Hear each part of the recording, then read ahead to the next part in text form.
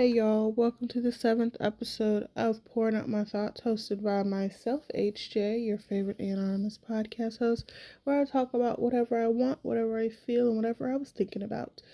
This week, as you saw, or maybe didn't see if you're listening on Spotify, the topic that I randomly chose this week is the cost of fear. Now, there have been many times in my life where I definitely let fear get in the way of me doing something or taking a step or taking a risk. And it definitely comes at a price. And that price is missing out on different opportunities or different chances, um, and missing out on what could have been.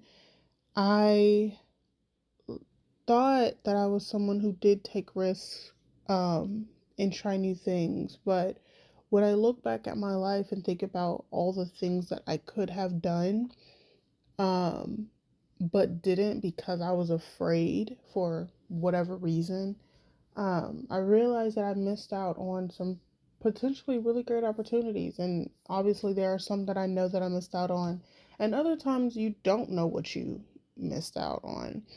Um, for myself, when I first moved away from home, I was living on my own for the first time. I had a roommate, but I was away from home and like in a completely different state.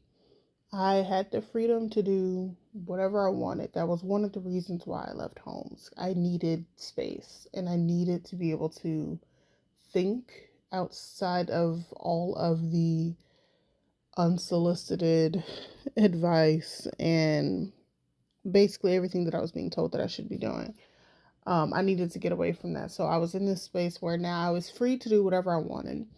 My money didn't have to go to anywhere but my own responsibilities. I didn't have to help anybody with any other bills, and I didn't bring my truck with me. I left it home, so I didn't have a car to also spend money on. Most of my money that I would spend if I need to get somewhere would be like transportation. But I lived in an area where I could pretty much walk anywhere I wanted. But and I didn't mind walking. Um, but I had freedom. I had a little bit of money. I did have to, I wasn't supposed to be paying for school. That was a whole other thing, but I ended up having to. Don't even get me started on, I'm gonna get into that a different day. But basically, I had more freedom with my own money. The problem is, I did not really use it as much as I could have. The most that I did use it on, which I don't regret this, is on clothes because I was starting to try and find my style a little bit more. And I ended up buying different kinds of clothes just to, like I said, find my own style and try and make myself feel better about myself. Like, I was used to wearing just jeans and a t-shirt and a jacket wrapped around my waist because of some things that I was told by my mom growing up that made me feel uncomfortable about my body. So I was trying to like learn to love myself again. And I was like, I gotta stop like shielding myself. So I need to open up a little bit more. So I bought more clothes. I didn't buy a lot. I did do a little hauls in there. I got a decent number of shoes, or decent for me anyway. Um, and I started exploring that idea or that path.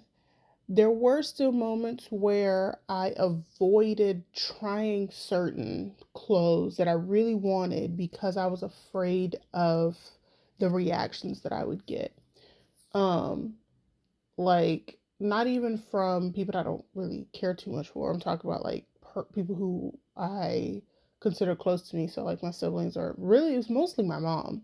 Even though we were in a different state and she wasn't gonna tell me what I could and couldn't wear, she would make comments sometimes. Like she's the type to be like, "Oh, your boobs are out," and I'm like, "It's fine. They're fine. It's cleavage. I have big boobs. It is what it is." But um she couldn't say no, don't wear that. So I avoided wearing certain clothes because I was afraid of that. But I realized that I missed out on, or I elongated the time that it could have taken to me to like um, find my own individuality and build my own self esteem. It took a lot longer because I was afraid of stepping out and trying new clothes and new styles and new a lot of different things. Um, I had always wanted to experiment with makeup, not makeup, but wigs. Um, just because there's like such a range of it, and I have really short hair. Like I have a little TWA, and for those that don't know, TWA is a teeny weeny afro. Um, and so I wanted to experiment with wigs. My roommate used to wear them, and I was like, they were like really cute, and I was like, I want to try some more. And I was like, I'm afraid all of these are gonna look weird on me. And I didn't like straight hair on me, and most of the wigs that I was seeing at that time were only straight haired wigs, or things that had like the body waves or that kind of vibe. And I was like, I don't think that would look good on me. The last time I had a straight haired wig was a bob. It wasn't a wig, it was a sew in back when I was 17 or 18 years old. And it was cute, but the process of getting it and taking it down was too much. I will never do that again. And then I used to wear my mom's like bobs and straight haired wigs. Wore them all kinds of wrong. It looked atrocious. Like it was like a step behind a Tyler Perry wig from the early plays, if you know what I mean. Like that kind of bad. Um, so I was afraid to try it out. I was like, I could have spent the money on it. I could have. Ended up spending most of my money on food anyway. So I was like, if I'm better with how I spend my money, I can definitely try out these new things. But I was just so afraid of change. Of I was afraid of looking weird. I was afraid of getting um, disappointed, not necessarily disappointed, but disapproving comments from my mom or anybody really, but mostly my mom, maybe my sisters too. Um, my little sister at that. And I realized that like I could have just tried it. I maybe would have found something that I really liked and enjoyed. Um, After some time I did eventually buy my first wig. It was like a really big curly afro wig. Really cute. I did wear it. It needs Jesus now. I I mean it was a little cheap wig from Amazon. It was like $23 or something like that. I saw it off a video on YouTube. I was like, ooh, that was cute. I bought it. And it's cute. I did wear it for a while. But after a while it was like beginning to get too much to like fluff it up all the time, and then I just kind of like it's somewhere packed in a box minding its business. Um and then that was the only wig I bought. I never thought to try anything else because I didn't think I'd look good with anything else. Um and then last year I was like, you know what? My hair is not in the best place because I just had a baby. So I ended up losing a lot of hair after I gave birth, which I know is pretty common, but I lost a lot of it, especially like in the front of my head of all places. So I ended up buying wigs when I got married, and for I was starting a job that was going to require me to be on camera a lot, and I did not want to try and figure out styling my hair because, like I said, I had bald spots. So I bought two wigs at separate times. The first one was I think it's 18 or 20 inches, little curly wig, little headband wig that I wear the mess out of. I wear that one pretty often. I can't remember how much it was. I think it was like $40 or something like that on Amazon. And it's a pretty decent wig. It needs some help now, but it's a pretty decent wig. It's like a really good throw on real quick. And then for my wedding, I bought another wig that was also a curly wig, but it was supposed to be 20. Ooh, I can't remember. It's supposed to be like 26, 28. something like that. It was supposed to be a longer wig.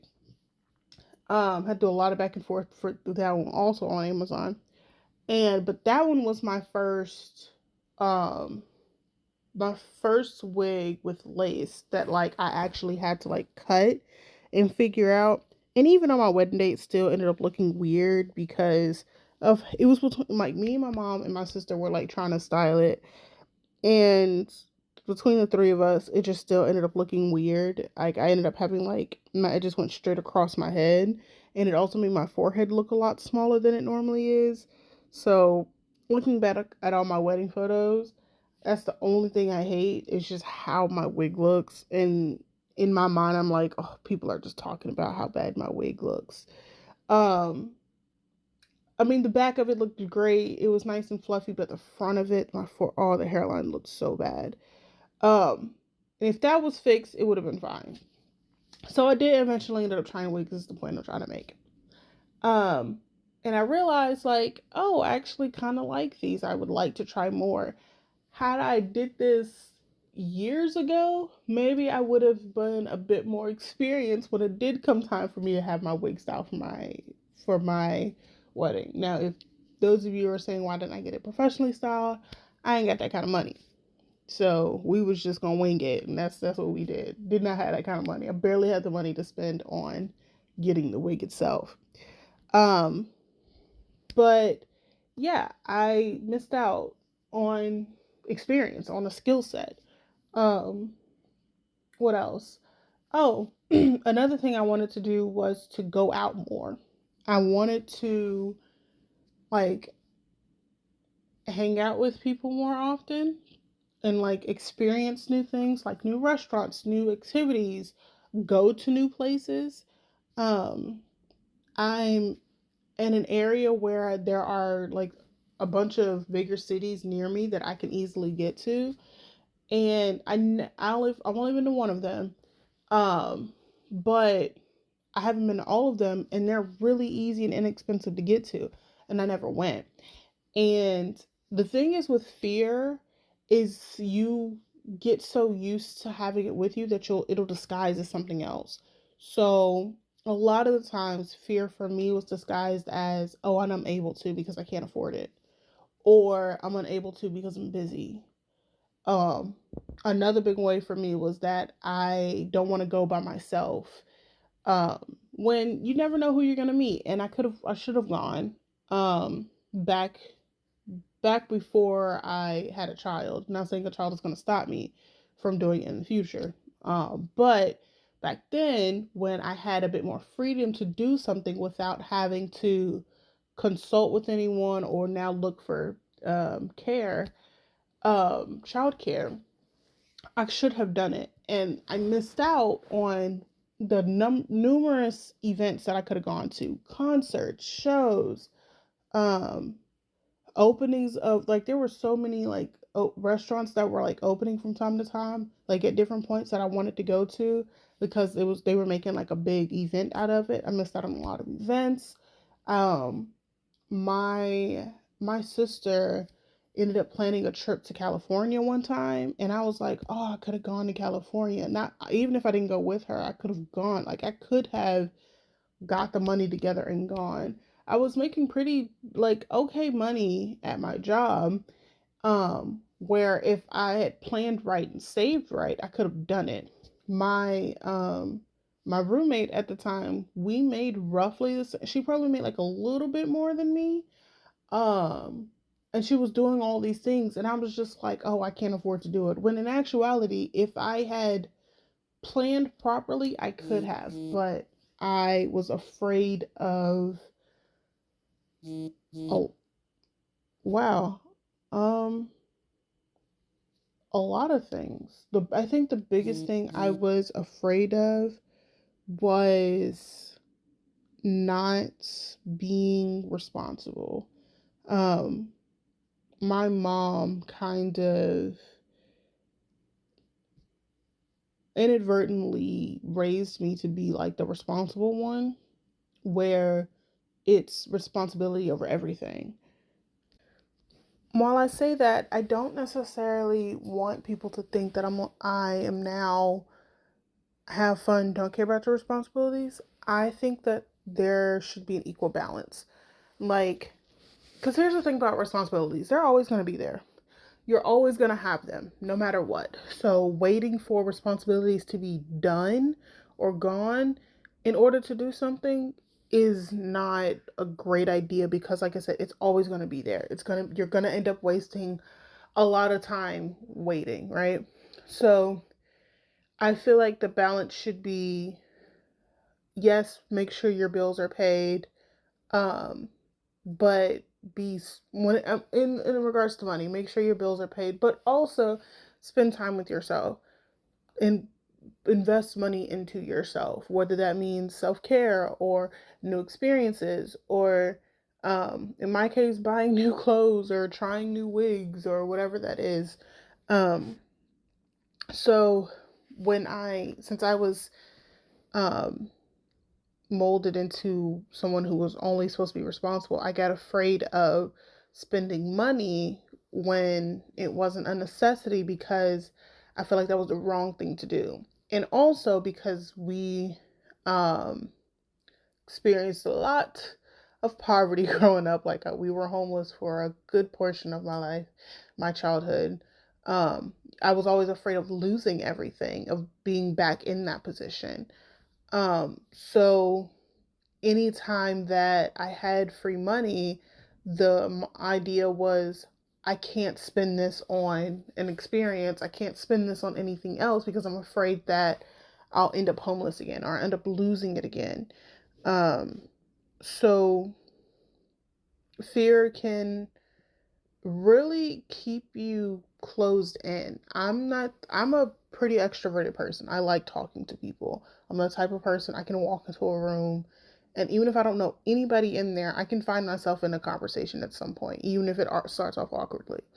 Um, but and I like going out. I like being out in the world. I'm not a homebody per se. Um, though although I do like being at home.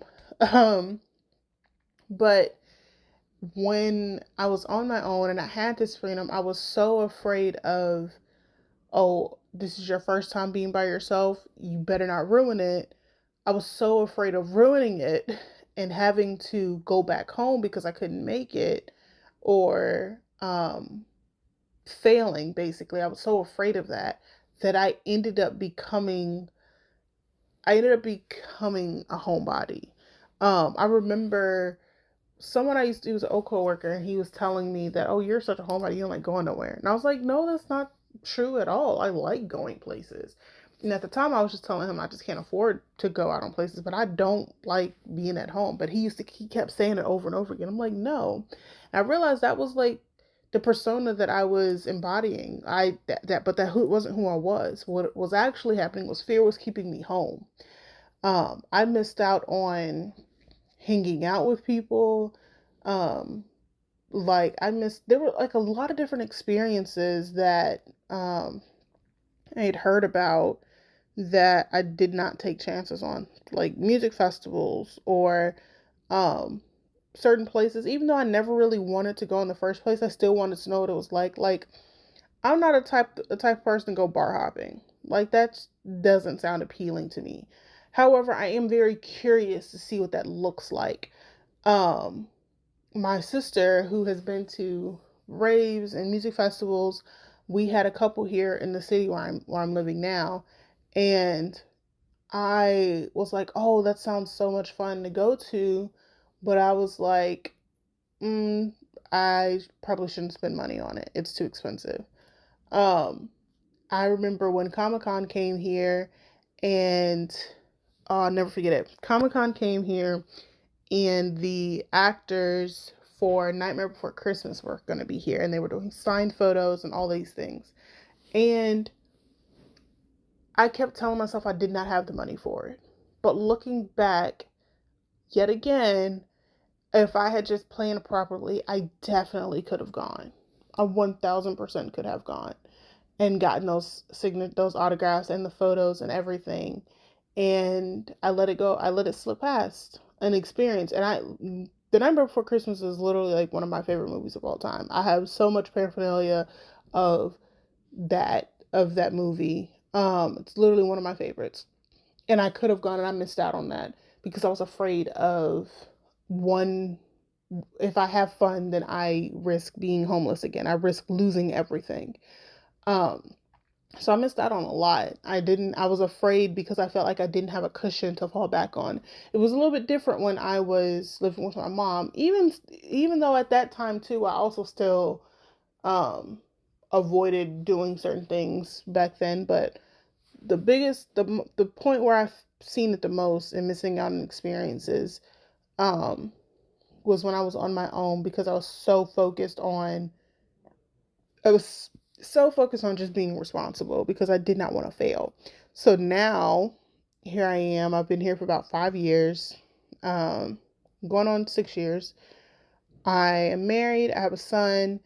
Um, finances are now. This one is a point where finances are literally not where they should be. So it's not like I can make something work in an experience. No, this one just the job climate is rough out there, y'all. But once once we are in a better position, I am going to start taking more advantage. I mean, I'm going to take better advantage of taking care of myself. I have been doing little things at home, just doing things to myself, taking care of myself a little bit more, and going outside when I can. Like I'll take my son for walks, and trying to talk to people and meet people out and about. Just trying to experience a couple things, and it's free, so I can just leave the house. I don't want to miss out on anything. I've been taking my son to the library on on certain days of the week when they have like story times for babies. Um, because you never know, I might meet some people. Um, and I could miss out. And another thing is like with I have a 1099 job. So I have to try and find clients anywhere I can. And that's another thing. If I stay home, I risk missing out on clients.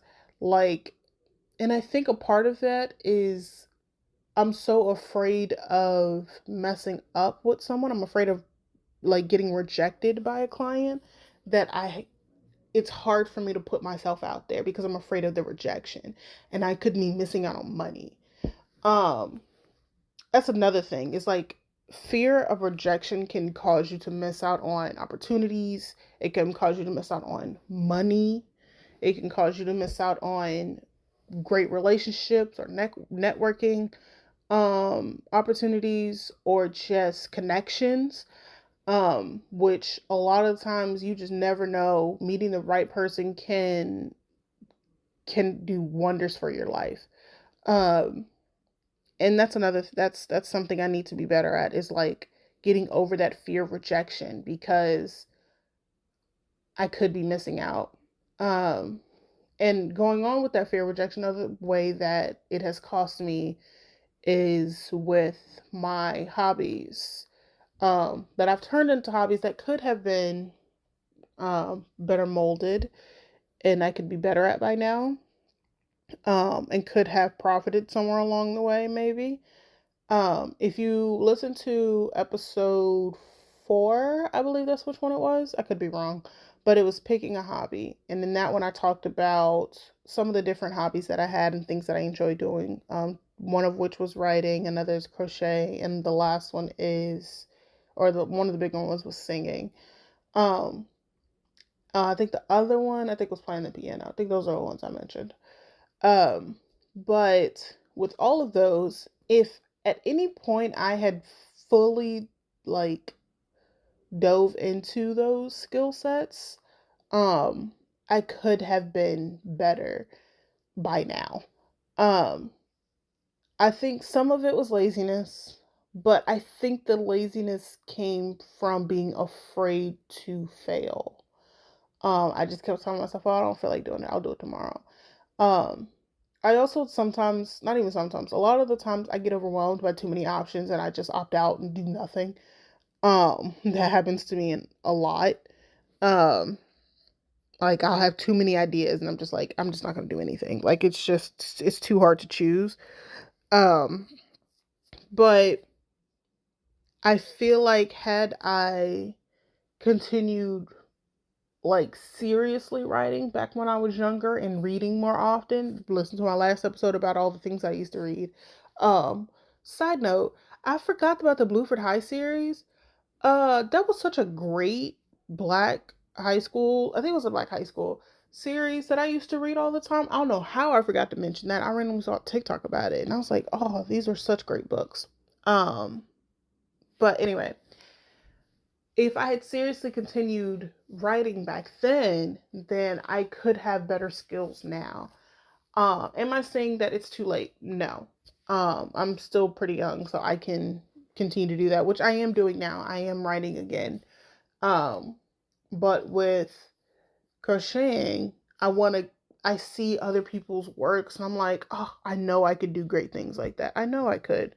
Um, the thing with that is I have to make sure I carve out time to do it. Um, because now I have a child running around and he grabs everything. And if you crochet, there's a lot of things for babies to grab and put in their mouth rather. And I don't need him getting tangled up in yarn. I don't need him tangling up my yarn and then we're gonna have to fight. Not really here for that. Um, but I want to get better at it. I used to want to sell my products with crochet, but the fear was, and I feel like this is a very justified fear, is um those conversations with people who don't want to pay for it, because that is a handmade, that's a craft.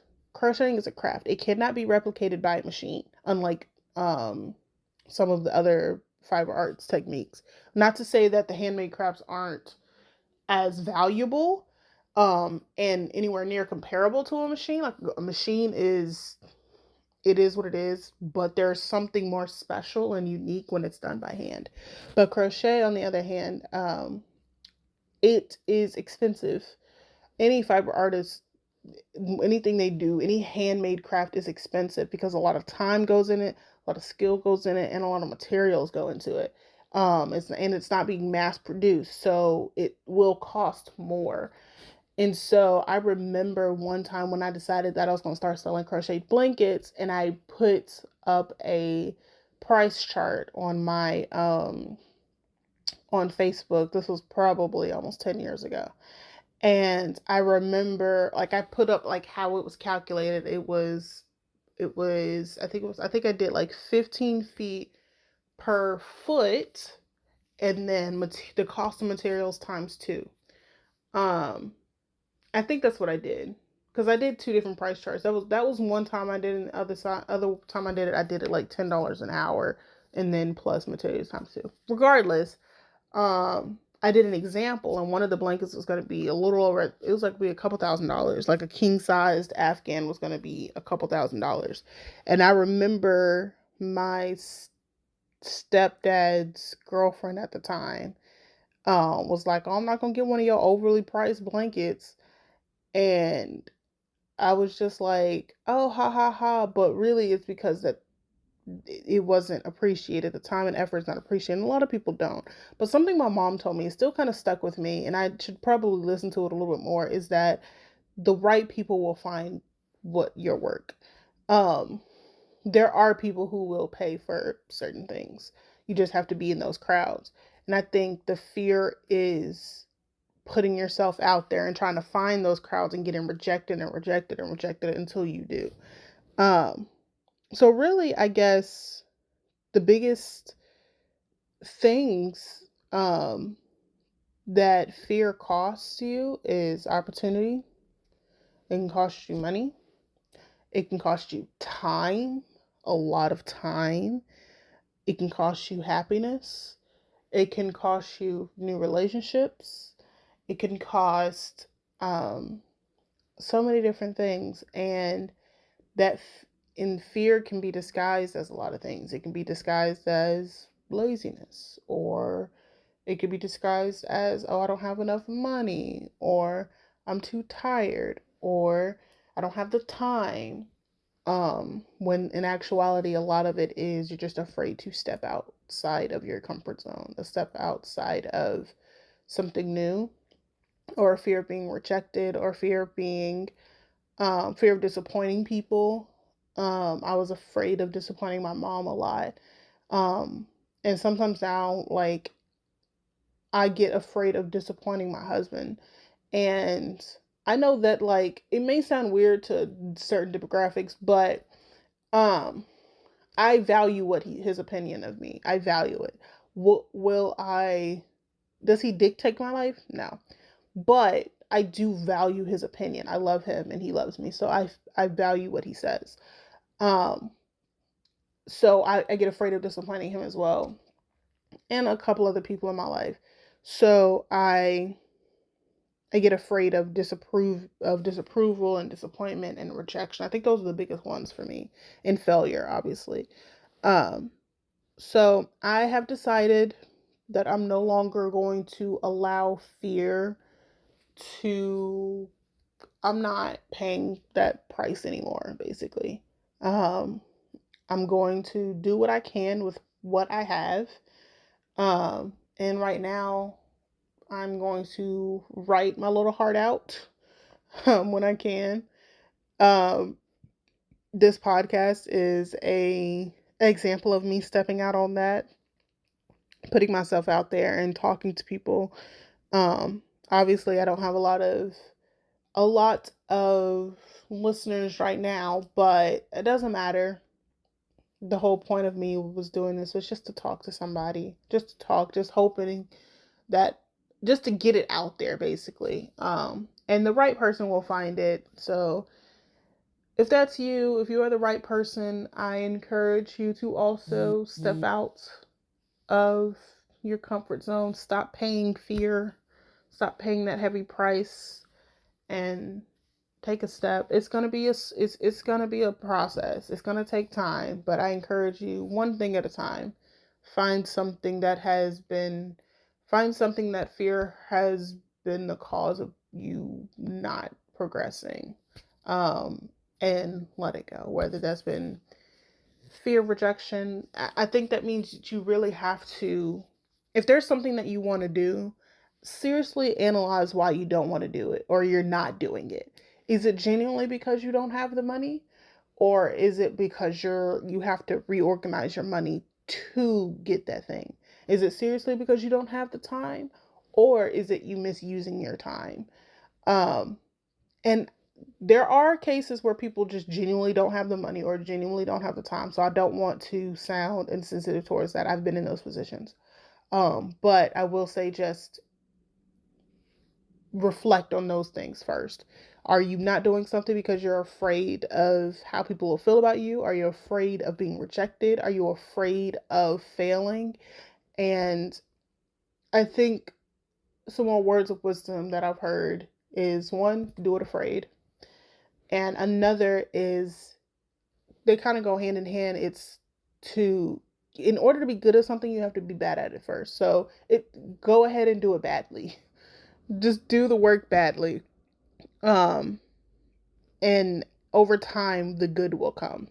You have to start out failing. You kind of can't do anything right the first time. Um, it's it Things of greatness take time and skills, and you have to learn things. So yeah, I think that's my ramblings for the week.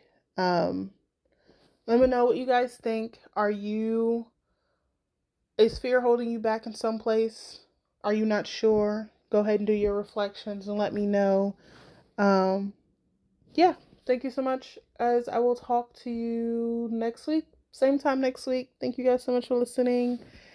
See you. Oh, I forgot. You can also, I forgot to plug just a little bit. You can find me on TikTok and on Instagram at Fairy Network. One of them is fairy.network. The links will be in the description. Yes, the links will be in the description, but you can find me on TikTok and on Instagram at fairy.network or Fairy Network.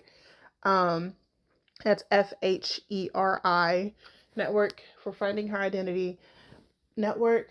Um, but yes, thank you guys so much for tuning in. I will see you all or talk to you all next week. See ya.